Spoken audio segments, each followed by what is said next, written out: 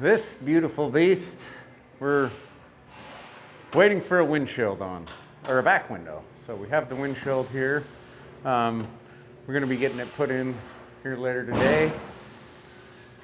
On this one, it was kind of fun. When they installed this headliner piece, they got adhesive all over the top of this. You can see the dust dang. here. Yeah. I was actually going to recommend to the other Autoglass Tech Talk guys the beauty of the eraser wheel for taking off adhesives like that on The paints. eraser wheel? Yeah, an eraser that? wheel. Yes, here, I'll show you in the toolbox here. I learned this from, this is a body guy trick for taking off different pinstriping and other things, but it's literally just made out of pretty much the same stuff as your school pencil eraser. Hooks in your drill. Nice. That'll take off adhesives or like tapes that get stuck on a vehicle sometimes. A really freaking handy And it doesn't tool. hurt the paint? Yeah, it doesn't hurt the finish? paint.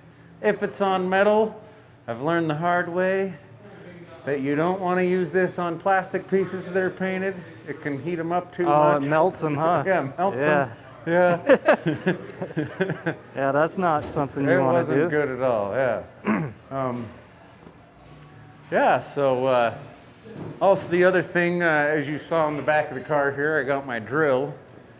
So what we're doing with this one here, I guess when they did body work, these studs that the clips hook onto, I guess got removed here or rusted out on the side. So I need to mark it still where I want each clip stud to go. You know, like in fact, right there, there's some adhesive from them putting on the headliner. I could show you with the eraser wheel. It's funny, the coarseness of my hand, it almost needs to be buff there from the dust. Yeah.